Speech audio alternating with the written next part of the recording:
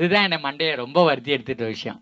என்ன அப்படின்னா, அப்பா செத்து போனார், இயற்கை எழுதினார். அம்மா செத்து போனார், இயற்கை எழுதினார். ஏன் ஊறுகாய் இயற்கை எழுத மாட்டேங்குது? உப்பை போட்டு விட்டாங்க, வேற ஒன்றும் இல்லையே. அப்போ இப்போ மரத்துலேருந்து உளுந்த பழம் 4வது நாள் மண்ணோட மண்ணா ஆயிடுது.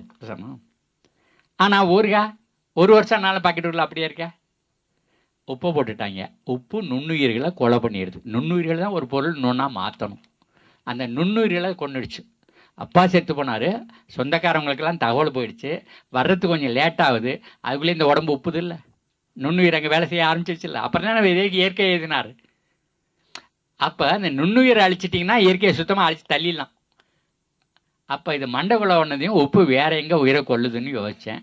மீனை பிடிச்சி தடவி வைக்கிறாங்க, கருவாடு வருஷம் முழுது வச்சுட்டு திங்கிறாங்க.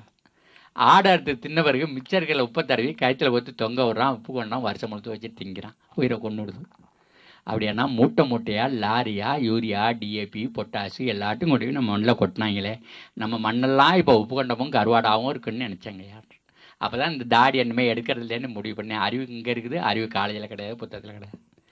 நம்ம அக்ரிகல்ச்சர் காலேஜில் நாங்கள் படிக்கும்போது கடைசி வருஷம் எங்களை சோதிப்பானில் பரீட்சையில் தேர்ச்சி இவனுக்கு மார்க் போடுறதா இல்லையானு கையில் ஒரு பாக்கெட்டு கொடுப்பாங்க.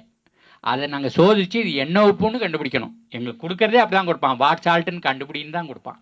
ஆனால் உங்கள்கிட்ட கொண்டாந்து கொடுக்கும்போது ஃபெர்டிலைசர்னு கொடுத்தானே.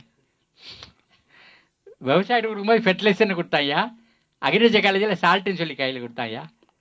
அந்த உப்பை மண்ணில் போட்டு அங்கே உப்பில் இருக்கிற மண்ணில் இருக்கிற உயிரெல்லாம் இல்லாமல் பண்ணாங்க, அந்த மண்புழெல்லாம் எல்லாம் பண்ணாங்க. அதுக்கப்புறம் தான் அவனுக்கு ஃபெர்டிலைசர்லாம் விற்றுது. சொல்லுங்க. இப்போ இதை மறுபடியும் சொல்லுங்கள். பொய்யை தொழுது அடிமை செய்வார்க்கே செல்வமெல்லாம் உண்டு. சரிதானா? உண்மை சொல்லுவார்க்கோ ஒன்றும் இல்லை. உழுது வைத்து அற்பார்க்கு உணவில்லை. அந்த அந்த பழைய அடிமை வாழ்க்கை அப்படியே தொடர்ந்துருக்கு. என்ன சுதந்திரத்தை காற்றை சுவாசித்து பார்க்கல. நம்ம இந்திய விவசாயிகள் சுதந்திர காற்றை சுவாசித்து பார்க்கல. நான் வேளாண் துறையில் 6 வருஷம் வேலை பார்த்து வெளியில் வந்தேன் பாருங்க. அன்னைக்கு திருநெல்வேலியில் மீட்டிங் நடக்குதுங்கய்யா, 69. அன்னைக்கு துணை டைரக்டராக இருந்தான், பின்னாடி அவன் டைரக்டராக வந்தான், வெங்கட்ராமன் பேர். அப்புறம் அவன் அமெரிக்காவுக்கு போனான், வேர்ல்டு பேங்கில் வேலை பார்த்தான். அங்கேருந்து திரும்பி மறுபடியும் இங்கே பிளானிங் கமிஷனில் உட்காந்தான். எல்லாமே சேர்ந்து அழித்ததுலாம் அவங்க தான் அழித்தாங்க. ஆனால் அந்த ஆள் எங்களை பொறுத்தவரைக்கும் ரொம்ப நல்லவன். விவசாயியை பொறுத்தவரையிலும் அவ்வளவு பிரியமாக இருப்பான், அவ்வளவு நல்லா பேசுவான், நல்ல பேச்சாளர். அவன் கையில் ஒரு நாற்று வச்சுருக்கான், 5-8 நாற்று வச்சுருக்கிறான். மேலே எவ்வளவு இலை இருக்கோ அவ்வளவு இலைக்கு கீழே அந்த வேர் இருக்குது.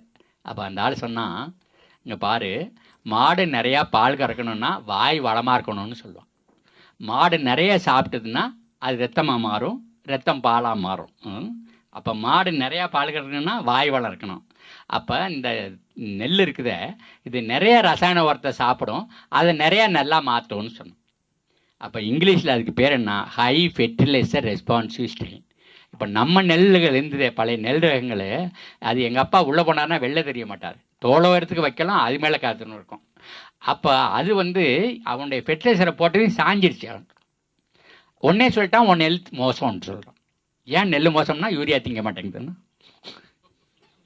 அவன் யூரியா விற்கிறதுக்காக வந்தவன். 1952 இங்கே முதல் எலெக்ஷன் வருது. அப்போவே ஃபோர்டு ஃபவுண்டேஷனுங்க வந்துட்டான், அவன் மோட்டார் கம்பெனிக்காரன். ராக்ஃபெல்லர் ஃபவுண்டேஷனுங்க வந்துட்டான், அவன் எண்ணெய் விற்கிறவன், பெட்ரோல் கம்பெனிக்காரன். பெட்ரோல் கம்பெனிக்காரனுக்கும் மோட்டார் விற்கிறவனுக்கும் இங்கே இருக்கவெல்லாம் திங்கறலைன்னா அவ்வளோ பெரிய இன்ட்ரெஸ்ட்டு. ஆனால் நமக்குலாம் தெரியாதுயா, அந்த இளமையில் இவ்வளோ பெரிய சூதுவாதெல்லாம் இருக்கும்னு அக்ரிகல்ச்சர் கிராஜுவேட்ஸுக்கெல்லாம் ஒருத்தனுமே தெரியாது. இன்றைக்கும் ரொம்ப பேருக்கு தெரியாது.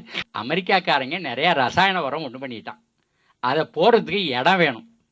அங்கெல்லாம் பார்த்தா 3 மாதம்தான் வெயில் அடிக்குது, இங்கே 12 மாதம் வெயில் அடிக்குது, 12 மாதம் விவசாயம் நடக்குது. அப்போ இந்தியா சீனா மாதிரி நாடுகளை பிடிச்சிட்டோம்னு சொன்னால் நிறையா ரசாயனத்தை விற்று முடிச்சுக்கலாம் வரத்தை. அதுக்காகவே வந்தாங்க. அவன் ஒருத்த நம்ம செடியெல்லாம் ஏற்க மாட்டேன்னுச்சு, அதெல்லாம் இதெல்லாம் தள்ளிட்டு அந்த முக்காம்பழத்தை கொண்டாந்து நட்டுட்டான். சரிண்ணா? அதை நம்ம குணசேகரன், நம்ம பாண்டிச்சேரி தமிழ் பேராசிரியர், அவர் பாடினார். முக்காம்பழம் நெல் பயிர் 30 கஜம் தண்ணி கிணறு, நிற்காம தான் தண்ணி இறைச்சேன், நெல் பயிர் கருகி போச்சு முக்காம்பழம்.